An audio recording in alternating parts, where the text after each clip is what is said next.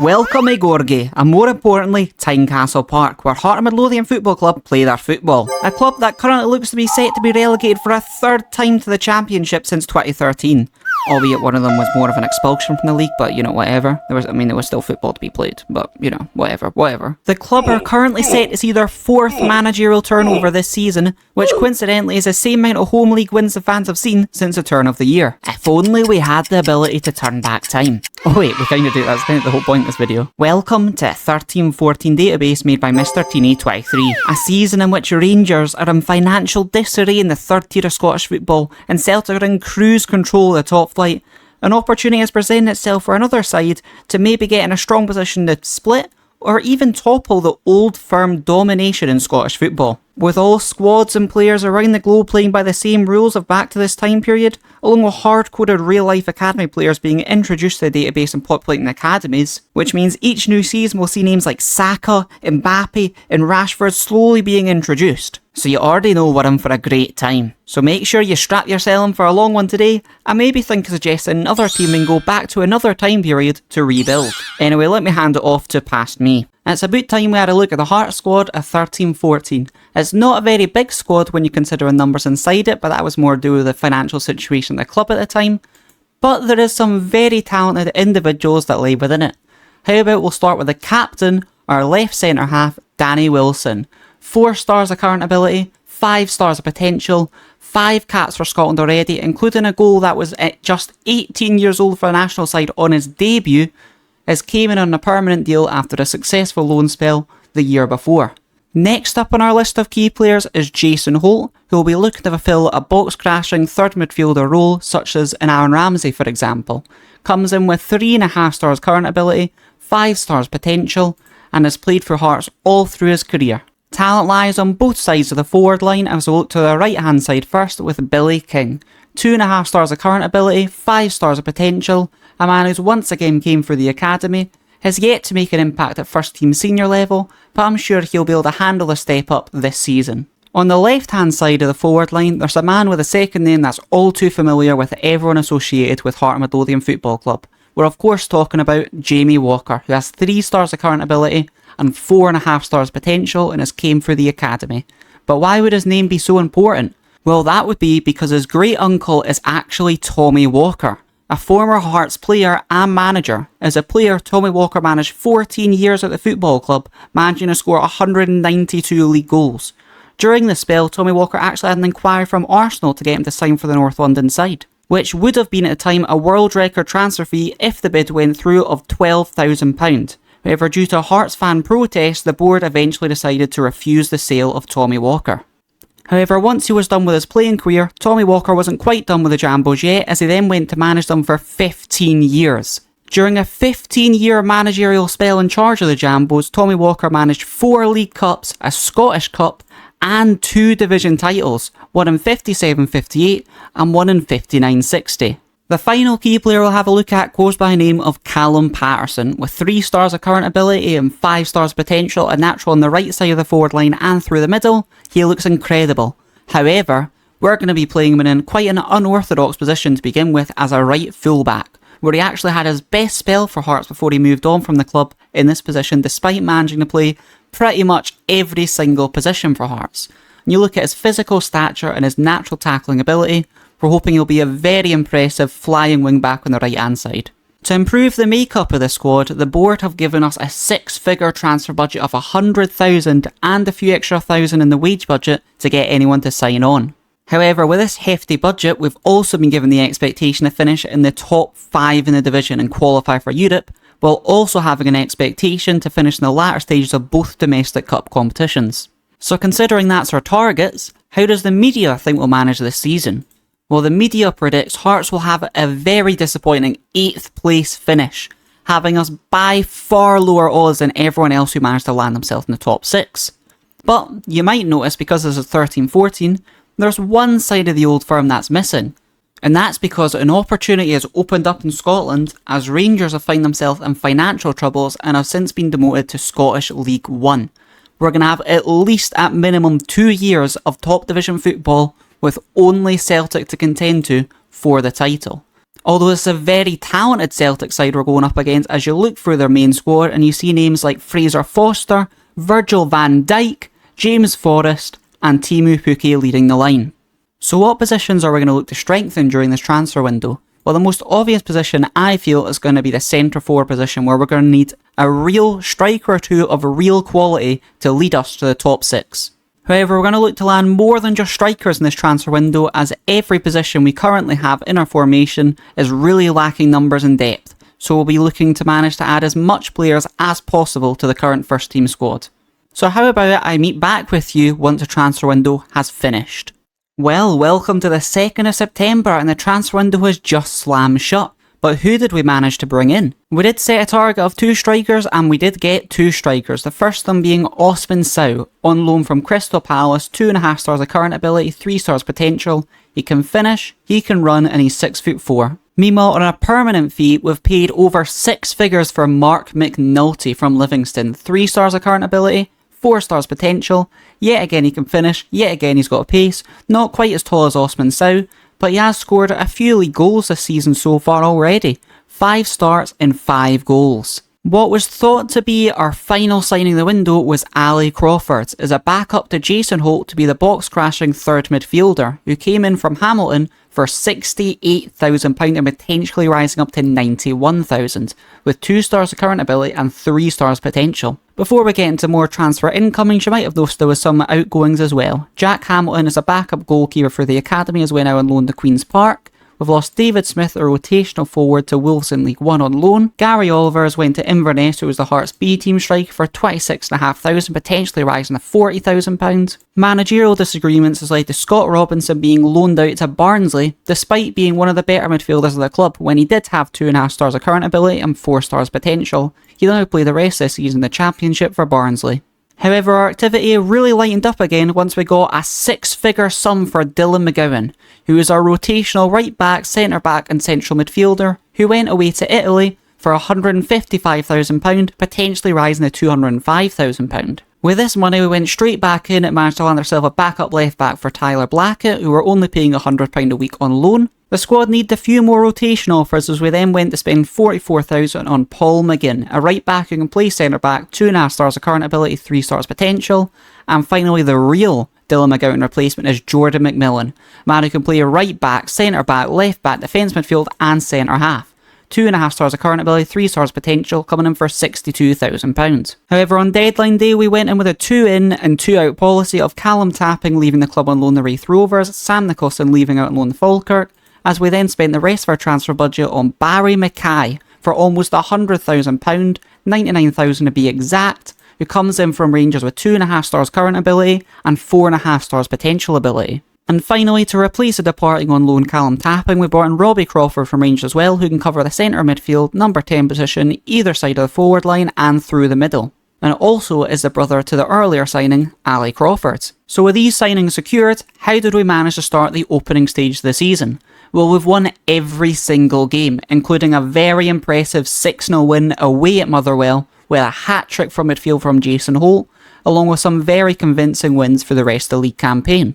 These results actually land us at the top of the division, albeit just on goal difference, with the best goal scorer, the best average rating, the best assists, and the best in player of the matches for the league's rankings. And with this run of form and our new signings, we now have a season preview of 2nd in the league, and we also now have Danny Wilson on such a good run of form, he's found himself in the Dream 11. So with that being the campaign so far, let's get to the end of the season, how we managed in our first year out of 5 at Heart of Midlothian Football Club in the 13-14 season. The 20th of May is now upon us and the season is over, so let's have a look at our individual player tallies before we look at how we done this campaign. The top goal scorer award in the squad goes to Osman Sow. The man on loan from Crystal Palace has managed to bag 20 goals and 40 starts, and will now be joining us on a free transfer as his Crystal Palace contract is running out. 4 other players in the first team squad also managed double digits, with that being Jason Holt, Jamie Walker, Jamie Hamill and Callum Patterson. To top the assist charts, we have someone who's managed to reach over 20 this campaign with Billy King, closely followed by Jamie Walker with 15, Mick Hattie with 14 and Ryan Stevenson with 10. However, Ryan Stevenson probably won't end up sticking around next season, as he's now requested to leave, as he feels Hearts aren't a big enough club for him to see out his prime years and wants to be at a club with a far bigger reputation. You've probably guessed by these performances we had a very successful year, as if we go over the competitions we actually managed to win the League Cup this campaign, beating St Mirren 2-0 in the final. However, the more impressive result is if you look at our other trip to Hampden in the semi-final, we beat Celtic 6-1. And it was 6 different goal scorers, with Barry Mackay, Ryan Stevenson, Jason Holt, Osman Sout and Callum Patterson all finding the net, and Mikael Lustig finding an own goal for the Celtic side who disappointed at Hampden. However, if you thought our League Cup campaign was impressive, considering we're a side who were expected to finish 8th this campaign, if you look in the league, we actually managed a 2nd place finish, just 10 points behind the dominant Celtic, and we've now bagged ourselves Champions League qualification rounds for next season. Time is however ticking for how long we have to just topple Celtic for the league title, as Rangers have absolutely demolished the 3rd division in Scotland and ended their season with a tally of 93 points.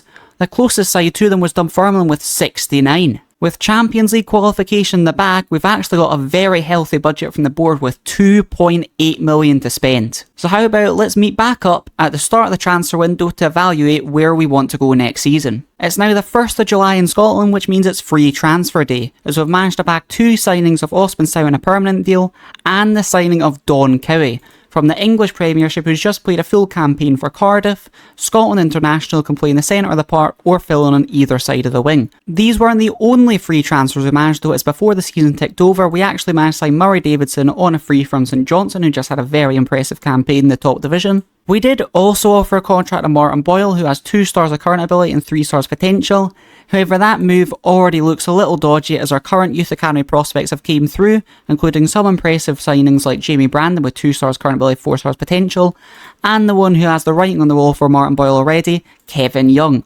A young superstar Scottish striker, 15 years of age, 2 stars of current ability, 5 stars potential. So what are our transfer objectives for this 2nd season? Well, we still have quite a healthy dose of money left despite being slightly over the wage budget. However, I don't have any intended targets in mind, as the biggest challenge this season is keeping this core group of players together. As interest is pouring in for those 5 key players we mentioned earlier, the 2 players that I think will be very difficult to keep a hold of are of course Danny Wilson, who has interest from Premiership sides, who is a centre back in the Dream 11 at 22 years of age. Meanwhile, interest is also gathering for Callum Patterson, who's now an established natural right back with a price tag of 50 million, with also having interest from Premiership sides. So really the only option from here is to go to the end of the window, see what players we managed to keep a hold of and which players end up leaving the football club. The window is slam shut yet again with a little bit of money left over in the transfer budget, but we do have quite a bit over the wage budget that we cannot adjust for, so it's not really spare change. So before we look at the transfers, let's have a quick update on the club's visions and targets for this season, which is to finish in the top 5 in the league, be competitive in the domestic cup competitions, and just have a good performance for ourselves in the Champions League. So what transfers were actually made this window? Well, if we look at our transfer history, you might see we spent a lot of money, but that was because we made a lot of money in a sale. More particular, Danny Wilson, who forced the move to Cardiff City, and we managed to get a whole 22 million up front and potentially 26 million in total for the central defender. Other big fees also came for Ryan Stevenson, who wanted to leave the club, who ended up in Austria, and another big fee came in for Jamie Hamill, who went to Molde in Norway. To attempt to replace Danny Wilson, we put money aside for 2 new centre-backs, a free transfer for a Belgian called Bart, who has 3.5 stars of current ability, 3.5 stars potential ability as he's 26 years old, and a massive fee for former Hearts captain, returning now Christophe Berra, who was at the club for many moons ago when he came for the academy before he went away to England for a big sum of money. He has now returned once again to try command us to the top of the division. Elsewhere, our money was also spent on a new utility man, Ryan Jack from Aberdeen, attempting to weaken the side that could potentially challenge us on reputation. This was because Jordan McMillan left the club to go to America. A big sum of money was also placed on a new deep-lying playmaker to replace the outgoing Ryan Stevenson, with John McGinn taking the role in open arms, coming in for 2.4 million from St Mirren and an incredible 3 stars current ability and 5 stars potential. It was decided with this chunk of money that Mark McNulty had a very disappointing last campaign, only managing 4 league goals. So he threw a massive chunk of money at Stevie May from St Johnstone, who has 3 stars of current ability, 4.5 stars potential, Scottish 21-year-old striker, who managed to bag 20 goals in 35 starts last season. Next up was another centre-back, this time a rotational option, a free transfer for Jack Halls with 3.5 stars current ability, comes in with the last club he played for being Nottingham Forest. Next up was a double swoop from Dundee United, with £6.5 million being set aside for Ryan Gauld, the Scottish Messi with 2 stars current ability, 4.5 stars potential, who's never played a senior game of football before. However, senior football's come a little bit too early for Ryan Gauld. We have an established star player in Gary Mackay-Steven for £5 million. Arguably the best individual talent outside of Celtic in the country. He comes in as a star player to be our starting wide man and has already had an incredibly impressive start to his Hearts campaign. 3 goals, 2 assists and 5 starts. 3 loan signings were next for a backup left back on loan of Andy Halliday, 2.5 stars current ability, 2.5 stars potential, who's Scottish. A backup goalkeeper in Josh Vickers on loan from Arsenal. Another backup goalkeeper who has a bit more quality about him is Jamal Blackman on loan from Chelsea, who is a massive height of 6'6". However, the massive coup on deadline day was the signing of Dele Alli from MK Dons. 2.5 stars current ability, 5 stars potential. He'll come in to rival Jason Holt for that number 10 position. So with a net spend of £6 million, how have we managed to do this campaign so far? Well, our schedule isn't quite as green as last season, but when you look at the results, you realise it's incredibly impressive, as we've not only won every single league fixture, we've knocked out Sporting in the qualifying rounds for the Champions League, and then went after the loss in the first away leg, went to beat Fenerbahce at home at Tynecastle and seen ourselves to the Champions League group stages. However, the Champions League group draw wasn't that kind to us, as we've now been matched up against Chelsea and PSG, as we'll be competing for Anderlecht for the 3rd place spot in this group. And obviously with those league results, we start another campaign at top of the league just by goal difference. Also, sadly with the sale of Danny Wilson, we now no longer have a single player in the Dream 11, and when you look at the Celtic side we're competing with, who still has Virgil van Dijk, still has Fraser Foster, and they've managed to bag Chiro and Mobley, not only on loan from Arsenal, but it has an incredibly cheap buy option of £1.8 million. We're going to have to compete with a front two of a Mobley and Timu Pukki for pretty much the rest of the save if they activate that option, which is incredibly scary. Last year we obviously locked in 5 key players to start every game. It's not quite the same this year, with Stevie May being a starting striker I want to play every single game possible, John McGinn who's going to play every single game possible as a deep lying playmaker, and finally Callum Patterson is locked in to be a right back to play every single game. Every other position's up for grabs and we welcome the competition that comes with it. So how do we fare in this 2nd season in charge of Hearts, starting from the 13-14 season, now on the 14-15 season? Well, I guess we'll have to find out right now. With our 2nd season now over as we've hit the 20th of May, what did this season hold after a very exciting, yet expensive transfer window? We'll follow the same pattern as last time and go look at some individual campaigns before we look at how we did as a club overall. Leading the goal trail for us this season has actually been Dele Alli, who's managed 16 goals and only 18 starts. That does mean, however, our new shiny £3 million striker bagged 15 goals in 53 appearances. Very disappointing. Also reaching double figures this season has been Gary Mackay-Steven out wide and Don Cowie. The assist charts do make for better reading, however, as Jamie Walker managed 15, John McGinn managed 14, Stevie May managed 11 from the centre forward position, and Callum Patterson got 10 from right back. One decision that had to be kept an eye on this season was who played in goal. As it turned out, Jamal Blackman had managed to take the number 1 spot off Jamie McDonald right after the start of the season. Jamie McDonald only managed 9 starts and is now handing a transfer request as he wants to start more games.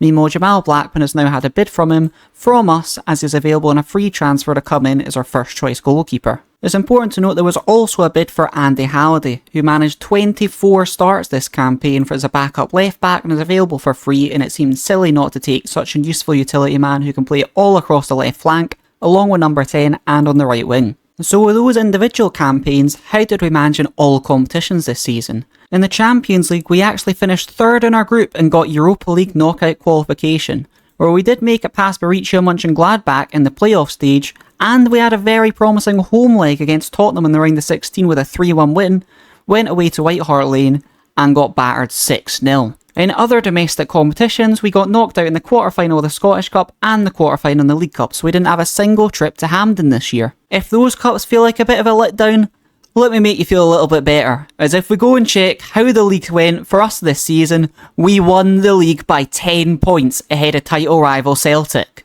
despite not having a single player in the run for the Golden Boot or for the most assists. Even with this league title win, however, if we have a look at the season preview, we still do not have a single player make the Dream 11. However, as you've probably guessed, next season we'll have a little bit more than Celtic to compete against to retain our title. as if we have a look at the Championship, Rangers have won it by a 15-point lead, managing 80 points in a single Championship season. So to try retain our crown and go up against Celtic and Rangers to retain the title, how much money do we have to spend this transfer window?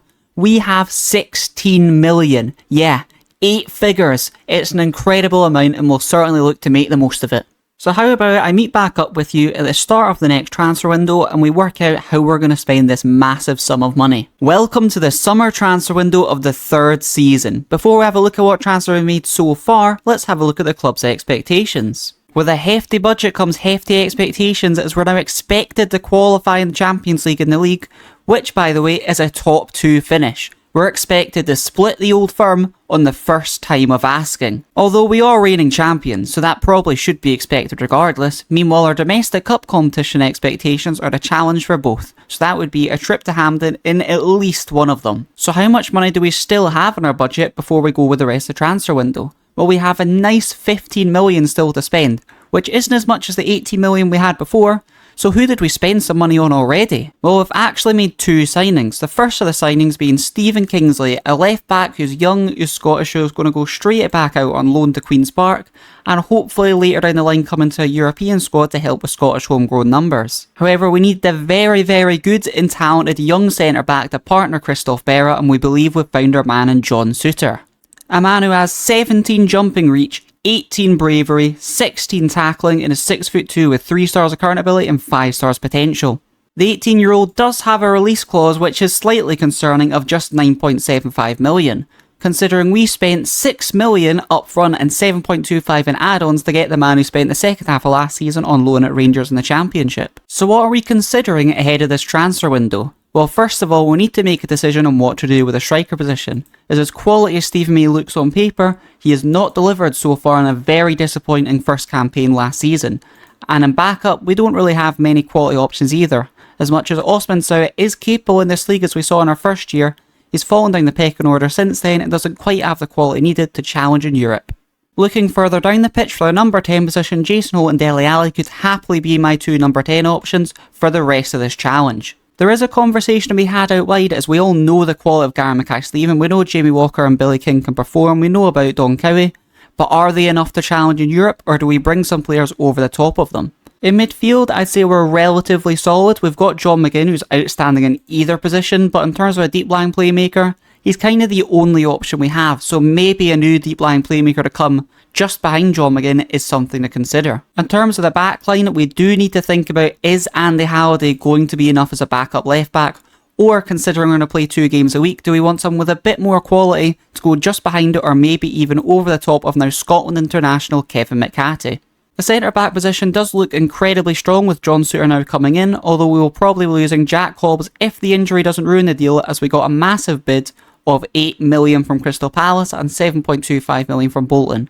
Although he is injured for the next 2 to 4 weeks, so he might end up failing his medical. There's only one man who's ever going to play at right back for us, and that's Callum Patterson, so the reserve has to be a utility man, and Ryan Jack is more than capable of filling that role again this season, and I don't see us signing a replacement for him. Meanwhile, there's no question about the first choice goalkeeper. Jamal Blackman will be joining us permanently, and he had an incredible campaign last year. It's just a conversation of finding a replacement for James McDonald if he leaves the club, as he wants first team football. So now that you know the decisions we're currently thinking of making this transfer window, how about we actually get to the end of the transfer window and see if I actually stuck to some of those. Welcome to a slightly later date than normal, as we've now hit the 5th of September, as there was a very, very last minute addition that ended up signing after the transfer window, so we kind of need to talk about him as well, so we're at a slightly later date. You might notice there's absolutely no money left in the transfer kitty, so let's waste no time going about how did we spend our money this campaign. Well, first of all the players that left the club, Jack Hobbs did accept the move to Bolton instead of Crystal Palace. We got a big offer for Don Cowie, who went away to France on 20 grand a week, and we could not stand his way at 32 years of age. Bart Beeman's a centre back we got last season, went to Germany for 1.2 million. James McDonald and Murray Davidson both didn't play much football last campaign and wanted to leave. Osman Sow's time at the football club has also ended as he went back to his homeland in Sweden for £20,000. The last notable departure is actually Ryan Jack leaving the club on loan at Inverness for a massive loan fee of £235,000 just for 12 months. However, let's actually get into some incomings of the club. As you might have noticed, we spent 40 million in total. You've already met Jamal Blackman and Andy Halliday, who came on a free, so let's go next to Lee Wallace. The current backup, the Kevin McHattie at Scotland international level with 6 caps at 28 years of age, Lee Walsh returns to Tynecastle after a few years away at Rangers for $4.4 million. Next was our most expensive transfer of the window as Casper Oldenburg, the young 19-year-old Dutch winger, came through in a scout report and looked outstanding. The young superstar comes in with 3.5 current ability and 5-star potential and will look to take the spot off the left from Gary Mackay-Steven. We weren't done throwing the money around just yet, as next was Thomas Muneer from Norwich for a grand total of $7.5 million up front, and it can go up to $7.75 with add-ons. The man who can play right back, centre mid, either side out wide, number 10 and striker, replaces Ryan Jack as a better quality of utility man with 3.5 stars current ability and 3.5 stars potential ability. 23 years of age, 2 caps for the Belgian senior team already, it looks like he'll be ever present for the remainder of the challenge. Once the race to sign Don Cowie started, we had to immediately find a replacement for that box-to-box midfield role who can also cover in the right-hand side of the forward line, and Stuart Armstrong from Dundee United was that man for $1.7 million.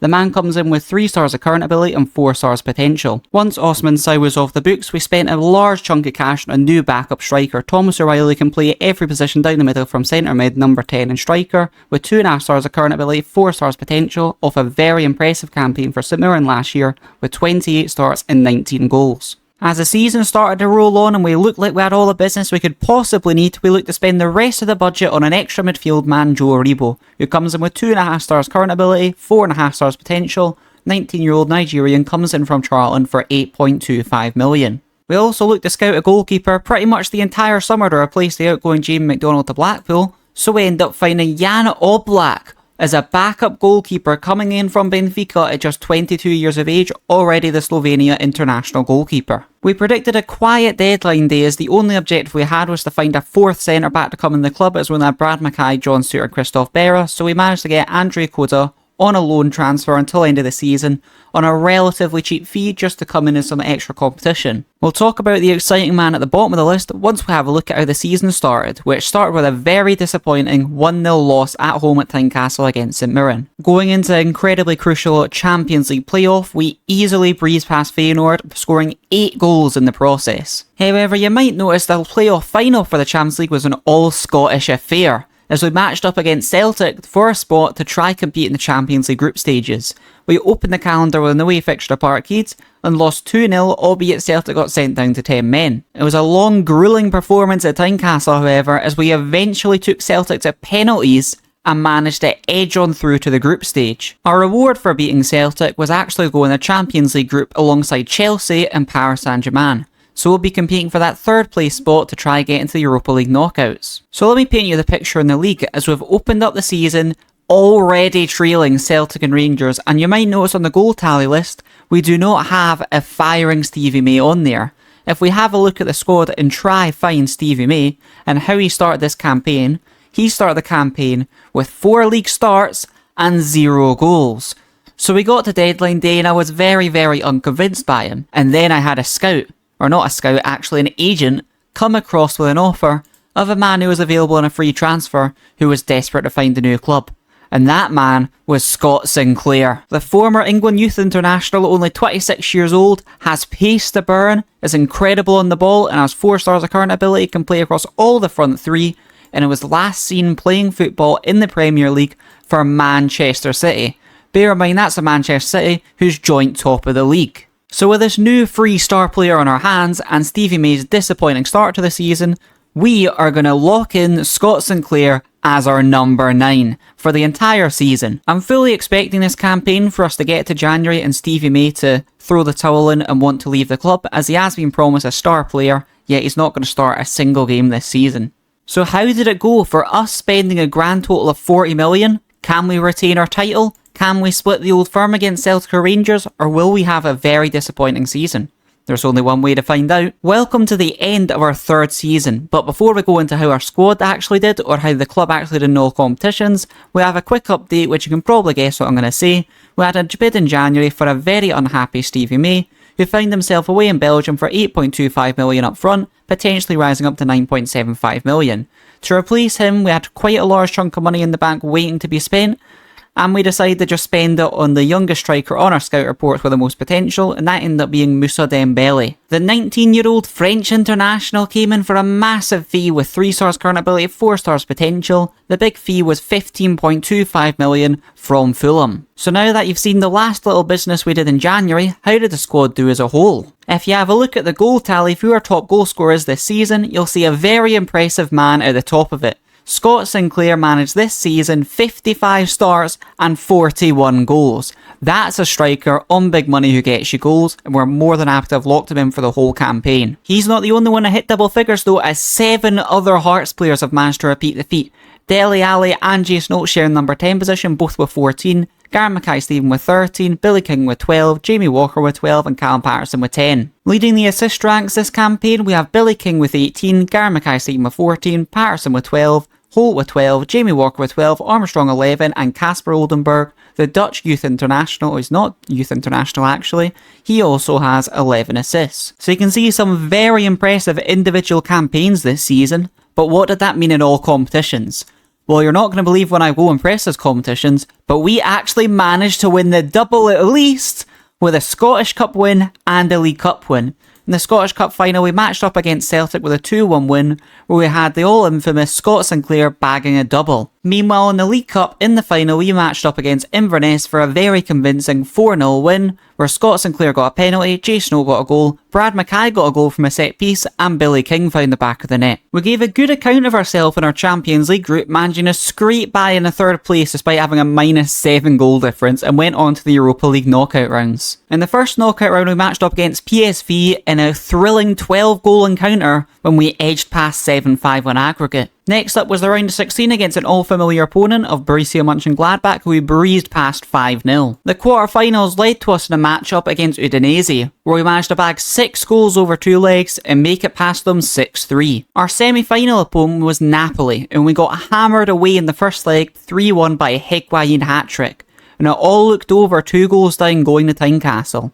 However, we pulled off the greatest European result in Scottish history in a hammered Napoli 5-1 at Tynecastle and went on to the final. As injuries built up, our wounded Warriors matched up against Newcastle in the final and dragged it out to extra time before eventually losing 2-1 in a great effort by everyone on the pitch that day. But if you thought a very exciting Europa League run was exciting and a double, how about let's turn that double into a treble? Only 3 sides in the league this campaign managed a positive goal difference, as us and Celtic flew past everyone else and Rangers were trailing behind with a positive 22. However, what's more exciting than a treble is for the first time since Danny Wilson was at the club, we have footballers in the Dream 11 in the league.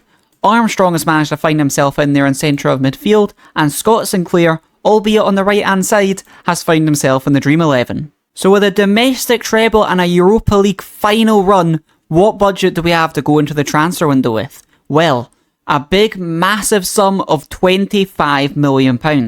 So how about let's meet back up at the start of the transfer window and outline where our targets are going to be. Welcome to the 4th season of this challenge, and as you can expect, expectations have been raised since we've managed to win a domestic treble with Hearts, as the board now expect us to win the Premiership every single season. So maybe that budget we got before of 27 million isn't quite as good as we thought it was, as that is massive expectation to do against a very good Celtic team and a very good Rangers team. Despite it only being the 14th of June, we've already found our first transfer to bring into the club this window. Now it's Hwang Hee-chan, who's came across on a scout report for a very cheap 975,000.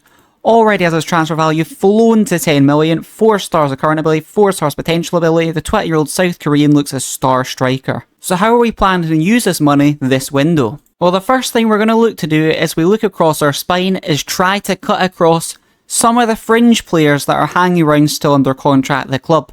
As much as we have a very consistent floor at the club of current ability, we need to raise that with a few more players on top and have the current players be backups. I think a big problem that we're going to have to address this season is how many Scottish players we have under contract at the club. As much as we want as many Scottish players as possible, if we want to compete in the Champions League, we're going to have to look slightly outside of Scotland to be able to do that. After all, even if you include English players, we only have 9 first team players that aren't Scottish. As much as this is handy for European squad registration, it does mean we have a lot of flexibility of bringing players from abroad that can increase the current ability of the squad. The biggest weaknesses in the team that we are going to try and improve upon is probably another deep lying playmaker to come in and compete with McGinn and Thomas Munier, a proper young left back to compete with Kevin McHattie, as Lee Wallace is probably going to go out the door, as we probably have too many Scottish players to warrant keeping him around on 14 grand a week. Meanwhile, we probably need to freshen things up out wide, as we've now kept with the same core group of players of Jamie Walker, Billy King, Barry Mackay for quite a few years now, and I feel like we can get improvements, albeit probably not in Scotland, but from abroad we can definitely manage to sign someone with our massive transfer budget. But will any of that actually happen, or will I find some random player to throw 30 million on and keep the same squad that won us a treble? It probably won't be the worst thing in the world, but I guess we need to find out right about now. Well, it is the 2nd of September and the transfer window is shut, and I do certainly have a lot of transfers to tell you about. The first 3, believe it or not, are Wheeler, a backup left back, then we have Gregors, a backup attack midfielder, and Joe Gomez, a backup fullback.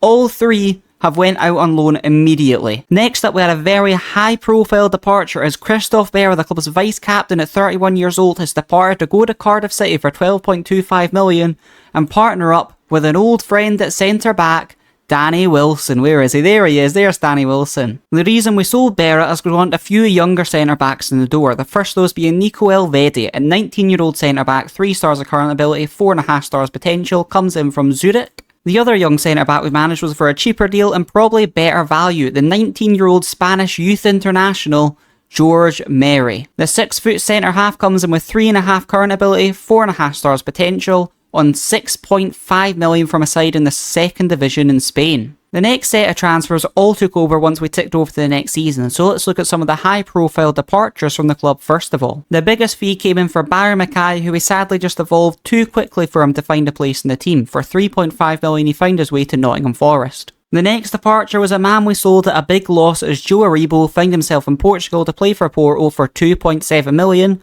which is a massive loss compared to the fee we paid for him, which was 8.25 million. Money also came in for Lee Wallace, as he found himself in Mallorca on 10 grand a week away in Spain, and I'm sure he's not complaining.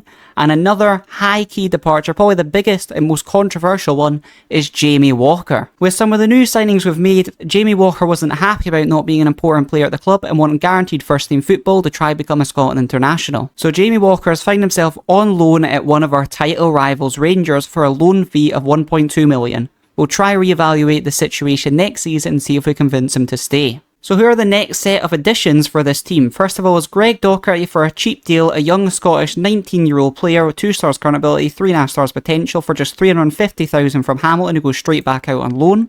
Another superstar left winger comes through the door is Diogo Jota, the Portugal youth international, comes in for just 1.2 million and is already one of the best wide men at the club, with 4 stars current ability and 5 stars potential. Another player we've signed that goes straight back out on loan is Quinton Makurekes, which is a right back from Switzerland who came in for just 675,000, who will probably look to flip for a profit next season. Our marquee signing this window is Purvis Estupinan, the 18-year-old Ecuadorian international, superstar 2.5 star current ability, 5 star potential left back, comes in to take over from Kevin McHattie, which is probably not the best decision I've made, as Kevin McHattie is actually gotten pretty unhappy about the situation and wants to start more games.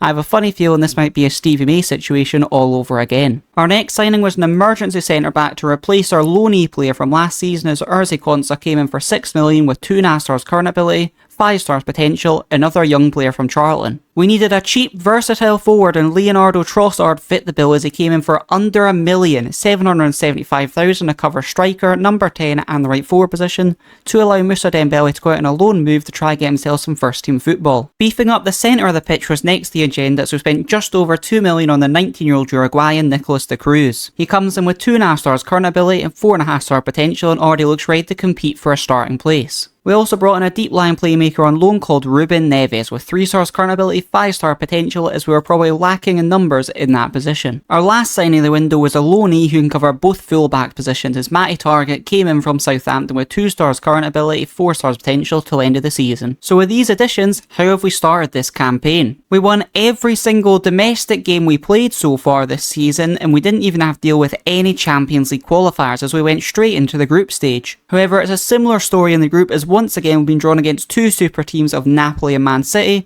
and will most likely be competing for a third place finish and to go on a Europa League run. In terms of league standings, we're having a very promising year, top of the division, flying away in goal difference already. However, believe it or not, there might actually be a fourth challenger in this title race, as there's a team in this division who is throwing a lot of money around this window. If we have a look at the wages, for example, just to show you how much this is, if we go to salary spent, you'll see Aberdeen are spending more on wages than both us and Rangers with 23 million. Now you wonder, how on earth have they managed to do that? Well, let's have a look at their squad. And if you see some of the wages that they're spending on their players, they've got 48 grand a week on a single striker they've signed for this window for free from Crystal Palace. Meanwhile, they're also paying established Scottish Premiership players such as Neil McGinn, Mark Reynolds, Johnny Hayes and Craig Gardner over 30 grand a week each. Although the money spent so far hasn't led to them having a little bit of good fortune yet this season, it's certainly one that's worth keeping an eye on. And I guess the only way to see if it worked out for Aberdeen, or to see how our season ended up, is to go to the end of the season right now. Welcome to the end of our 4th season. Did we get anywhere near repeating our feats of last year of getting a domestic treble? Did we go one step further in Europe? Or did we completely disappoint?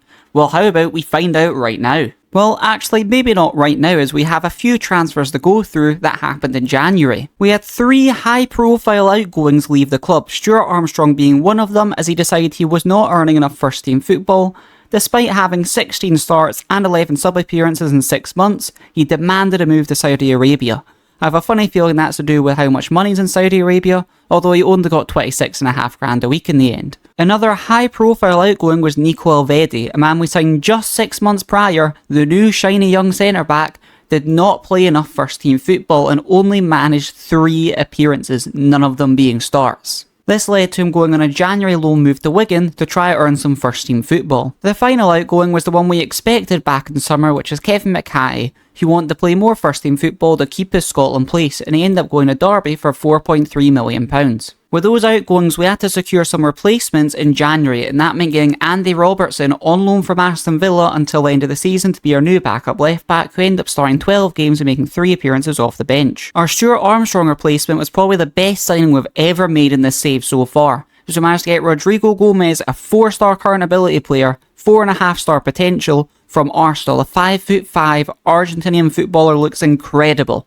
And we only managed to pick him up because he was on the transfer list at Arsenal, because he barely kicked the ball. He is far too good for this level, and we're desperate to keep him around for as long as we can. So enough about those transfers, let's look about our individual player statistics this campaign. First of all, in terms of the top goal scorer award, there is actually 2 players that joined for that award. And that is Scott Sinclair from the left flank, banging in 35, and Hwang Hee-chan, our new striker, also banging 35 goals. Look at that record, 39 starts and 35 goals.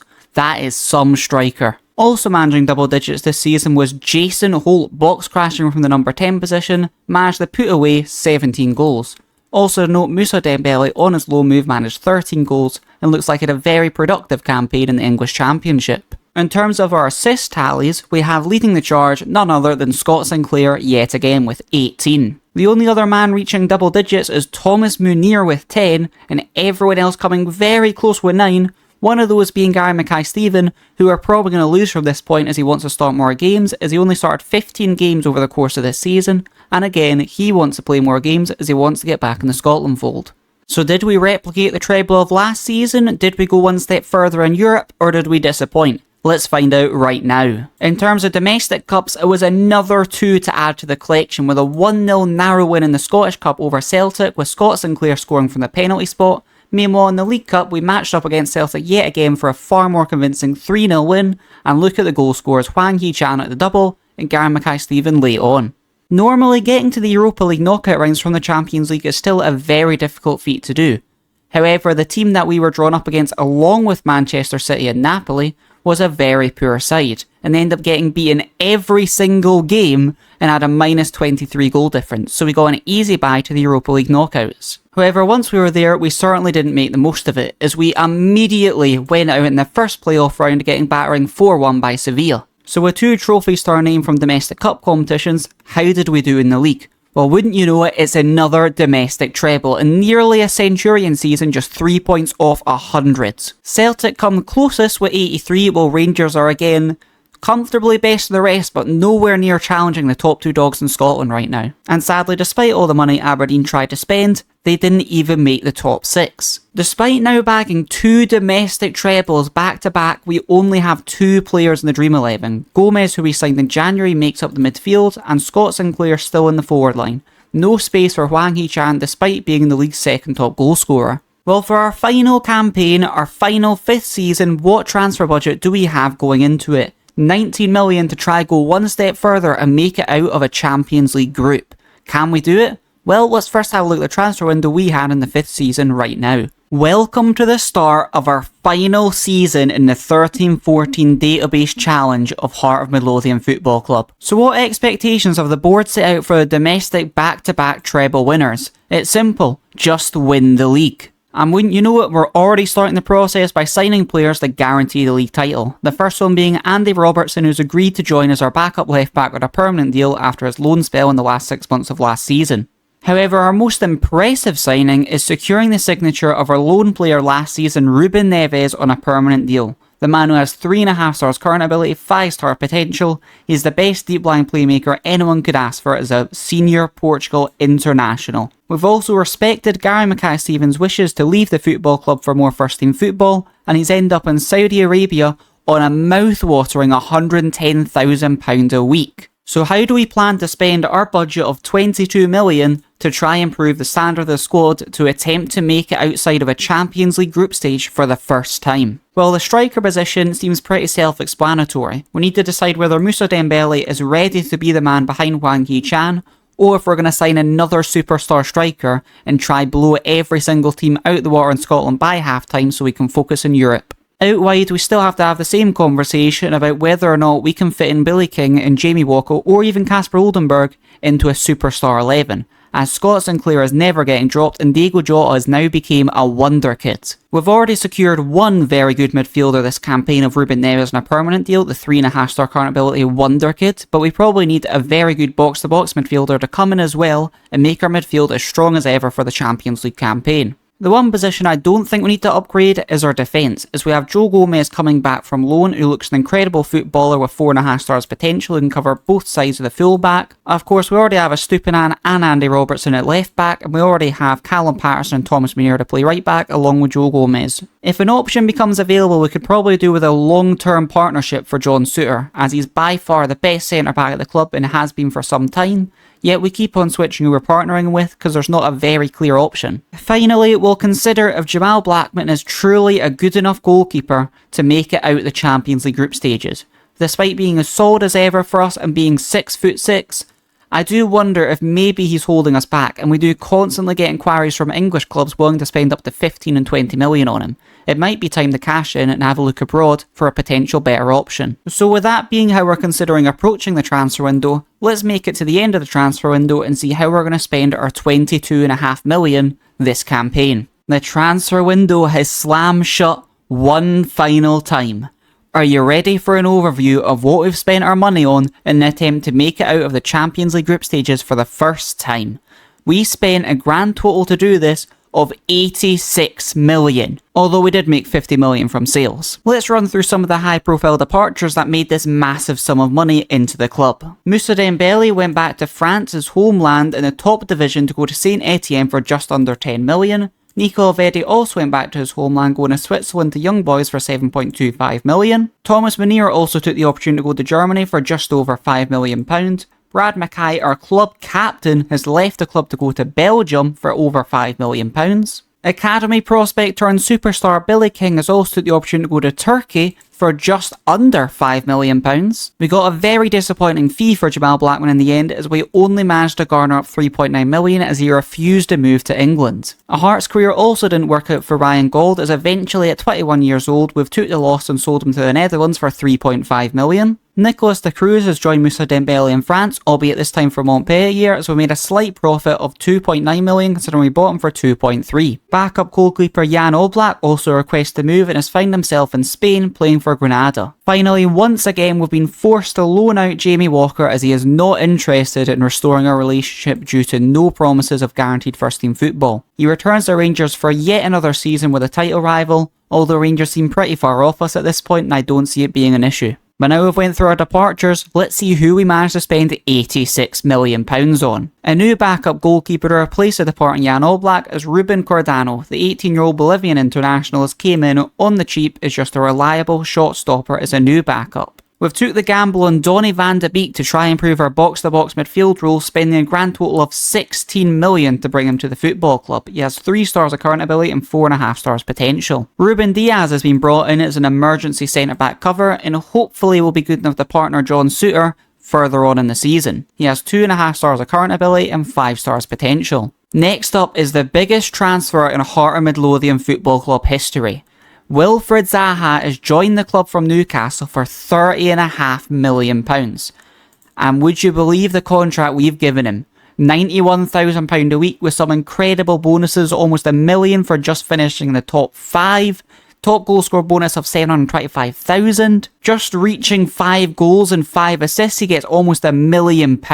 We've took a massive gamble on Wilfried Zaha, and we hope he's got enough quality as an England international to take us out of the Champions League group stage. We weren't done throwing about money this window yet, as we spent just over £20 million to bring Yuri Tielemans in the club. The 20-year-old Belgium youth international has 2 stars of current ability and 4.5 stars of potential, joining from Anderlecht. The new number 1 to replace Jamal Blackman is Alisson. The 6'3" Brazilian has massive expectations to even live up to Jamal Blackman, but we hope he's good enough to take us out of the Champions League group, although I'm now starting to wonder if that signing was worth it, considering the fee that we got for Jamal Blackman. Next up, we got some additional cover all across the back line, as we got Denzel Dumfries on loan from Chelsea as just a squad player. We were less scrambling on deadline day when Billy King handed in a transfer request and got his move, and we ended up bringing Stephen Naismith on a loan move. The 30-year-old Scottish international almost has 50 caps for the senior team and can play anywhere in midfield or across the front 4, and will be a very capable deputy in any position for us. Okay, when I was doing the overview, I kind of missed that we signed 2 players because they were on last season's record. I spent just under £1 million on Alan Campbell, 2 stars current ability, 3.5 stars potential from Motherwell, goes straight back out on loan.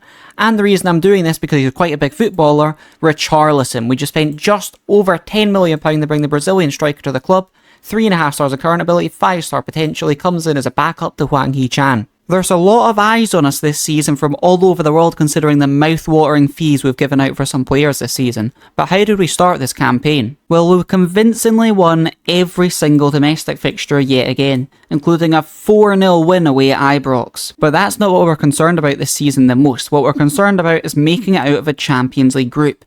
And we look like we're going to have to beat either Bayer Leverkusen or PSG, or maybe potentially Basel, for that second or first place spot in our group. One positive of spending this much money is if we go to the media Dream 11 in the predictions, we actually have a good number of players in it this time around. The entire front 3, 2 of the midfield 3, and 2 of the back 5. Despite topping the media predictions for being top of the league and favourites to win it, there's one table we just cannot seem to top whatsoever, and that is the salary spread every single year. Despite giving Zaha almost 6 figures a week, Aberdeen have still managed to topple us on wages spent, and I have no idea how they've done it. Anyway, let me meet back up with you at the end of the season and see how our superstar squad is managed domestically and in European football. Welcome back one final time.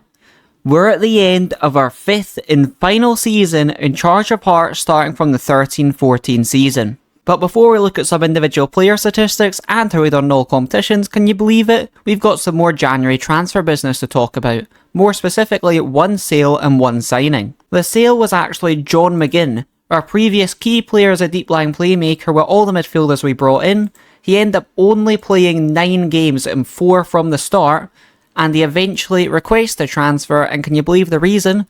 He wasn't playing enough games of football to force himself in the Scotland national team fold, so he ended up taking a £12 million move to go away to Italy in Serie B. It didn't take us too long to find a replacement as we scoured the loan list and eventually found ourselves Sofrin Amrabat. The 21-year-old Dutch international on loan from PSG came straight into the fold as our new deep line playmaker. Now that you're aware of the transfer business that happened in January, let's have a look at how our superstar squad managed this season. We yet again had 2 forwards bag over 20 goals this campaign, with Hwang Hee-chan managing 22 and Wilfried Zaha managing 23. Also managing double digits there was Scott Sinclair with 16, Jason Holt with 13, Rodrigo Gomez with 12, Naismith with 12 and Dele Alli with 8 from just 11 starts. Ranking by assists, at the top of the list is Scott Sinclair with 15, while there's quite a few with double digits. Gomez, Zaha, Neves, Patterson and Jason Holt all managing double digits in assists. So were these numbers enough for us to secure a title once again, to compete in domestic cup competitions, or even make it out of a Champions League group stage?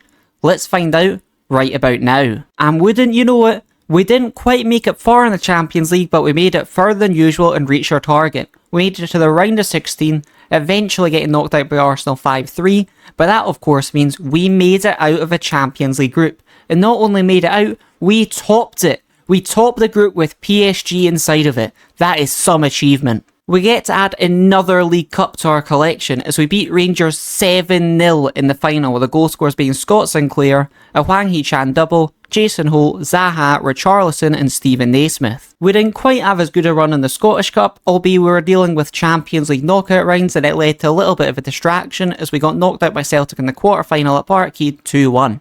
But did we manage to retain the league title for 3 years in a row? Of course we did. Come on, there's no doubt about it at this point. A 92-point season, we were at 8 points ahead of Celtic, and Rangers didn't even make it to 3rd place. I think it's safe to say we are now officially the dominant force in Scottish football. And that marks the end of our 5-year challenge to rebuild the Hearts team of 13-14. We had an incredibly successful 5-year spell at Hearts, managing 6 cup wins and 4 league titles, while also in the process of becoming one of the best Scottish managers in history and making it into the Scotland Hall of Fame. But where exactly do we land in the Hall of Fame? That would be 7th place of the best managers to ever manage in the Scottish divisions, which by the way is a placement that has us beat a manager like Alex Ferguson. Anyway, that's me finishing up officially here. If you've enjoyed the video, please consider subscribing as we're trying to hit 1,000 subscribers before the end of the year. Thank you very much for sticking to this point, and I'll see you next time.